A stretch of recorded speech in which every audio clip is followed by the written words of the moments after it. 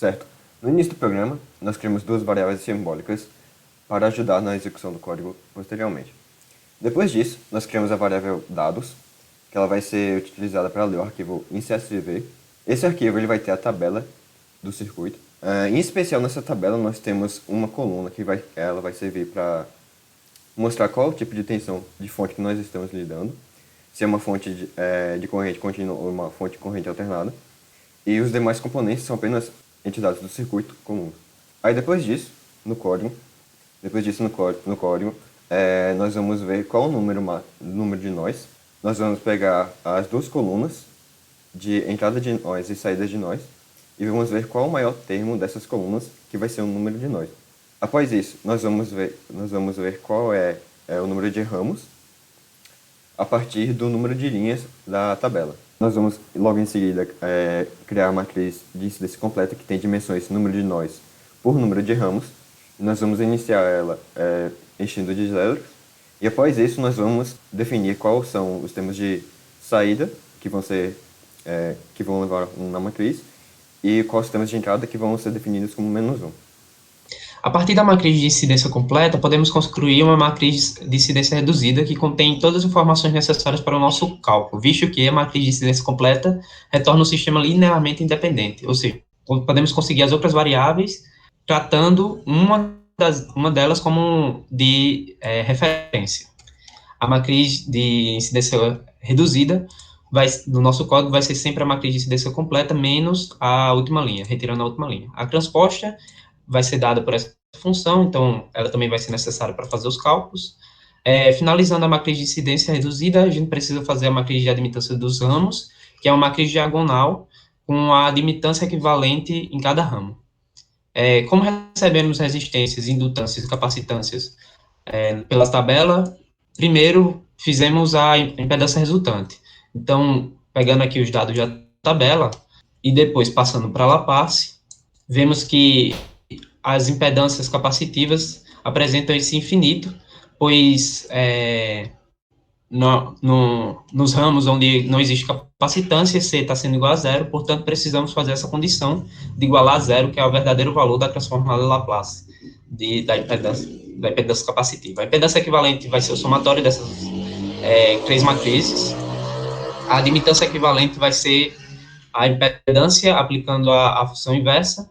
E, por fim, conseguimos fazer a matriz de admitância de ramo diagonal, aplicando essa função diag, que vai diagonalizar essa matriz Y equivalente. A admitância de nó é dada pela matriz de incidência reduzida vezes a matriz de admitância de ramo, vezes a matriz de incidência transposta, incidência reduzida transposta. Finalizando as admitâncias de nó e de ramo, precisamos fazer o cálculo das matrizes de fonte independentes, de tensão e de corrente. Nessa parte do código, fazemos a separação de qual é o tipo de fonte de tensão que estamos tratando, se é contínua ou senoidal, e a partir disso, aplicando a transformada de Laplace e considerando as condições iniciais como fontes de tensão em série com os elementos, construímos essas matrizes. Então, com isso, a gente tem todas as variáveis necessárias para calcular os principais resultados do circuito. O primeiro deles é calcular o IS, que é simplesmente a multiplicação da matriz de incidência reduzida vezes a matriz de admitância de ramo vezes a matriz com as fontes dependentes. Tudo isso menos a matriz de incidência reduzida vezes a matriz de fontes de correntes dependentes. Calculado IS, o próximo é o cálculo das tensões de nós. Dado pelo E, ele vai ser igual à inversa da matriz de admitância de nó vezes o IS que calculamos anteriormente. Posteriormente, temos o V, que são as tensões de ramo, que multiplicamos a matriz de incidência reduzida transposta vezes o E, vezes a tensão de nó. E, por último, calculamos a corrente de ramo, que é dado pelo J, que vai ser o JS, que são as matrizes de fonte independente de corrente, mais o YB, que são a matriz de admitância de ramo, vezes V, que encontramos anteriormente. Tudo isso menos YB vezes VS, que o VS são as matrizes de fontes dependentes de tensão. Feito isso, encontramos todos os valores no domínio de Laplace. Para calcularmos no domínio do tempo, fazemos a inversa de Laplace pela fórmula I Laplace. Então, calculamos o corrente de ramo, tensão de ramo e tensão de nó, tudo em Laplace. Então, finalmente, só nos resta agora plotar o gráfico que desejamos. Primeiro definimos o vetor t, com o valor que queremos, por o gráfico, e vemos no circuito que a tensão que desejamos plotar é a tensão sobre o resistor de 10 ohms. Então, no caso, a tensão vai ser 10 da resistência vezes a corrente que passa por aquele ramo, que no caso é o terceiro ramo, então é o J3. E usamos a função subs para analisar toda a nossa tensão no tempo desejado. E agora nos resta plotar o gráfico. Então, a gente observa no gráfico que tem um momento transiente, e após isso, o gráfico em regime estacionário ele fica constante. Após isso, nós podemos calcular a nossa tensão de acordo com a fonte CA, com a fonte alternada, mudando apenas o nome da tabela, que agora vai ser a tabela senoidal que mostramos no início, e rodando o programa.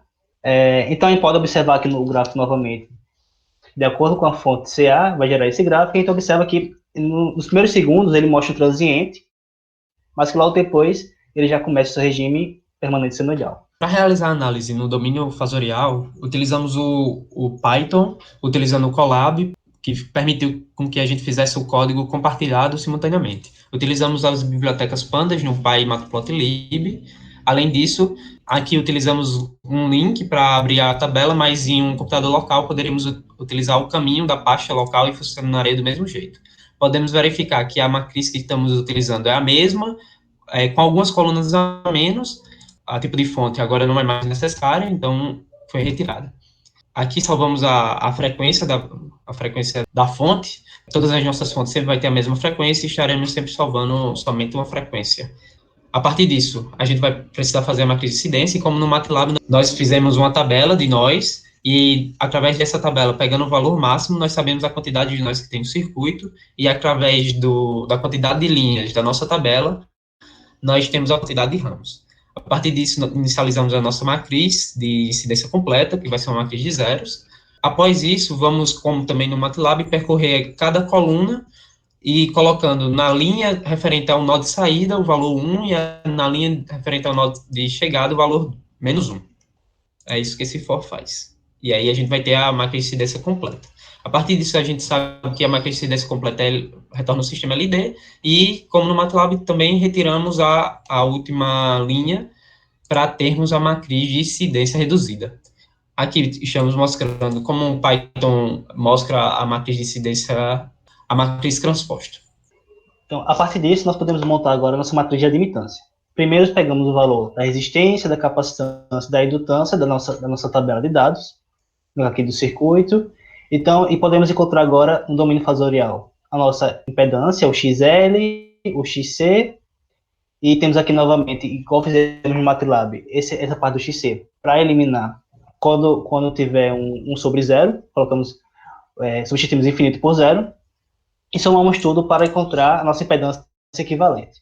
Após isso, nós fazemos 1 sobre esse valor para encontrar a matriz de admitância equivalente, e com isso a gente pode calcular a matriz de admitância, que é uma matriz diagonal. Em seguida, nós podemos calcular agora a matriz de admitância de nós, multiplicando a matriz de incidência reduzida vezes a matriz de admitância de ramo, vezes a matriz de incidência reduzida transposta. A partir disso, montamos a matriz com as fontes dependentes de tensão, levando em conta aqui o módulo e a fase. Montamos aqui uma matriz com número complexo e fazemos a mesma coisa para a matriz de fonte dependente de corrente. Para o cálculo de S, nós vamos fazer a multiplicação. Para o cálculo de S, nós vamos fazer a multiplicação da matriz de incidência vezes a matriz YB das impedâncias vezes o vetor das tensões independentes. Isso menos a matriz de incidência vezes o vetor JS.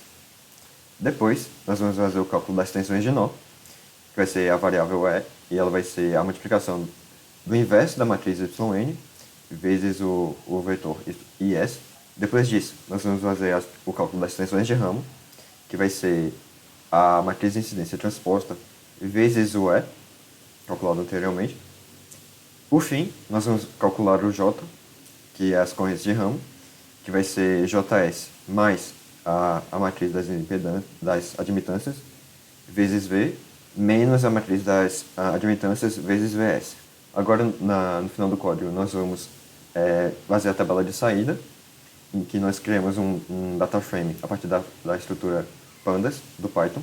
E nesse data frame nós criamos três colunas, uma das tensões de ramo, uma para as correntes de ramo e uma para as tensões de nó. Após isso, nós vamos utilizar esse data frame, né, para criar os gráficos, e nós vamos pegar a corrente I3 para fazer o cálculo da tensão no resistor de 10 ohms. E o gráfico abaixo representa a tensão no vetor de 10 ohms. Diferente da análise em Laplace, a análise no regime permanente senoidal não vai ter o estado transitório de tensão. Ela vai somente assumir o regime senoidal e não vai ter aquele pico de tensão que nós temos no regime Laplace.